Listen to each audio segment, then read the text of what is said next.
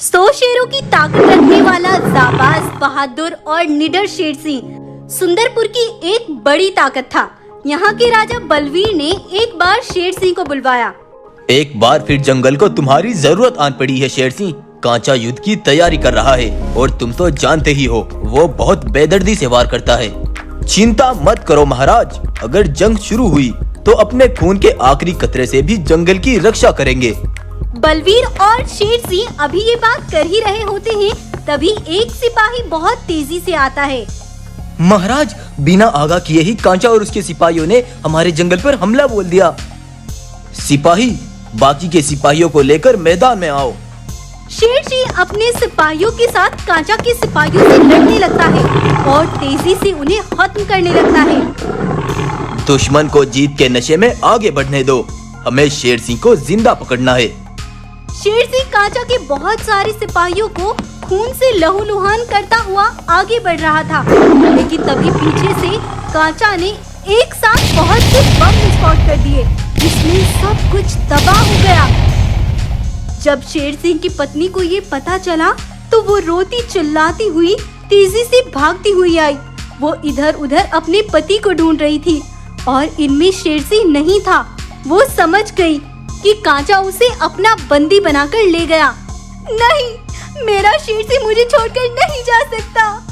तभी वहीं पर घबराया हुआ शेर सिंह का बेटा वीर सिंह भी आ पहुंचता है। वीर सिंह अपनी माँ को संभालता है और गुफा पर ले आता है। माँ, तुम हमेशा मुझसे कुछ छिपाती आई हो, बताओ मुझे कौन है वो कांचा और मेरे पिताजी से उसकी क्या दुश्मनी है? जिस राज को मैंने तुम्हारे लिए तुमसे आज तक छिपा कर रखा, वो आज तुम्हारे पिता के लिए मुझे बताना होगा। आज से 20 साल पहले भी इस कांचा ने हमारे जंगल को हड़पने के लिए अपने सिपाहियों को लेकर इसने अचानक से हमारे सिपाहियों पर हमला बोल दिया। कांचा के सिपाही तादाद में भी ज्यादा थे। कांचा के सिपाहियों ने हमारे जंगल के सिपाहियों को पूरी तरह जख्मी कर दिया था और महाराज बलवीर को कैद कर लिया था। तब तुम्हारे पिता कई दिनों बाद वापस जंगल लौट रहे थे। उन्होंने दूर से देखा कि कांचा ने सब कुछ अपने कब्जे में कर लिया और तुम्हारे पिता ने मन ही मन सोचा, अब दूसरा कोई भी चारा नहीं बचा। मुझे उन तांत्रिक के पास जाना होगा और खुद को एक विशाल रूप में बदलना होगा। तब शेर सिंह चुपके से वहाँ से एक बड़े तांत्रिक के पास गए और उन्होंने उन्हें सारी बात बताई। यह ताकत तुम्हें हजारों सिपाहियों के बराबर कर देगी, लेकिन तुम्हें ये ताकत सिर्फ कुछ ही घंटों के लिए मिलेगी। उसके बाद फिर से तुम अपने असली रूप में आ जाओगे। बताओ, क्या तुम्हें मंजूर है? मुझे मंजूर है।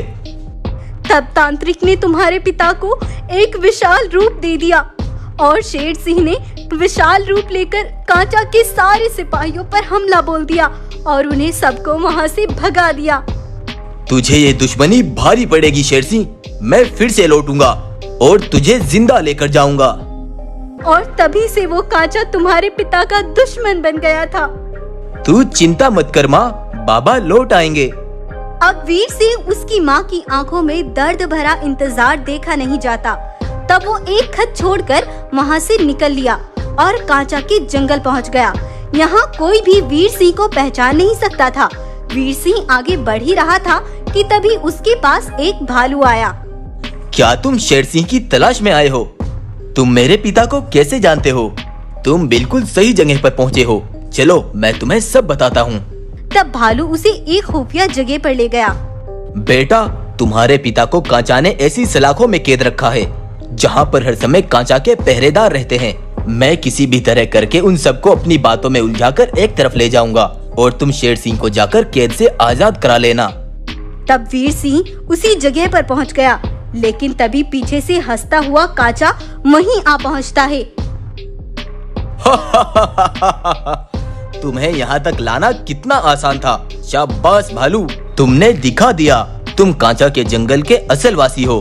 कहाँ है मेरे पिताजी? बताओ, कहाँ है वो? जब तो वो हमें उस जंग में नहीं मिल पाया था, लेकिन अब तुम्हें ढूंढता हुआ जरूर आएगा और फिर मैं उससे अपना बदला पूरा करूँगा। दरअसल जब कांचा ने बम विस्फोट किया था, तब शेर सिंह दूर बहती एक नदी में जा गिरा था। सबने सोचा शेर सिंह कांचा की गिरफ्त में है, लेकिन ऐसा नहीं था। जहां इधर कांचा ने वीर सिंह पर जुल्मों की हदें पार करनी शुरू कर दी, तो उधर शेर सिंह वापस अपनी जंगल आ पहुंचा। शेरनी ने जब उसे देखा तो वो उसके गले लग गई और बहुत खुश हो गई। तुम लौट आए शेर सिंह, इतने दिनों से तुम कहाँ थे?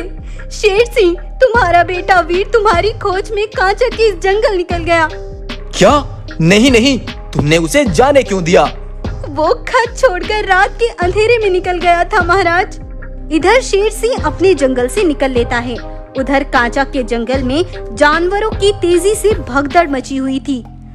भागो भागो, आज हमारे सिपाहियों के कातिल के बेटे को सजाए मौत मिलेगी, भागो भागो। इधर शेर सिंह भी एक नकली खाल पहनकर इसी भीड़ में जमा हो गया। वीर सिंह को एक बड़े पेड़ में बांध दिया गया और कांचा बोला, आज से 20 साल पहले इसके बाप ने हमारे जंगल के एक एक सिपाही को जान से मार डाला था। बोल, अब तुझे कौन बचाएगा? तभी पीछे से शेर सिंह अपने ऊपर से खाल उतारकर बोलता है, आज भी बाप बेटे को बचाएगा। सिपाहियों, आक्रमण करो, आगे बढ़ो। तब शेर सिंह की एक बड़ी सेना भागती हुई आती है और कांचा के सिपाहियों पर हमला बोल देती है। दरअसल जब शेर सिंह कांचा के जंगल आया था, तभी वो अपनी एक बड़ी सेना लेकर आया और उसने उन्हें एक खुफिया जगह पर रखा। सही समय आने पर तुम सबको एक साथ आकर कांचा के सिपाहियों पर वार करना होगा। शेर सिंह और उसके सिपाहियों ने कांचा के सारे सिपाहियों को खून से लथपथ कर दिया। तब शेर सिंह यहाँ के जानवरों को बताता है, कांचा अपने ऊपर जुल्मों का मुखौटा पहने हुए था। आज से 20 साल पहले जब उसने मेरे जंगल के सिपाहियों को अपनी गिरफ्त में ले लिया था, तब मैंने अपनी जंगल की रक्षा करने के लिए उसके सिपाहियों को वहाँ से भगा दिया था। मैंने हमेशा सच का साथ दिया और मैं चाहता हूँ फिर कभी कांचा जैसा राजा ना आकर जंगलों के बीच दुश्मनी ना खड़ी करे। इस तरह शेर सिंह ने अपनी और अपने बेटे की जान बचा ली और कांचा को मिली उसके जुल्मों की सजा। तो आपको ये कहानी कैसी लगी हमें कमेंट करके जरूर बताएं। और ये कहानी अगर आपको पसंद आई है तो इस कहानी को लाइक, शेयर और सब्सक्राइब करना ना भूलें।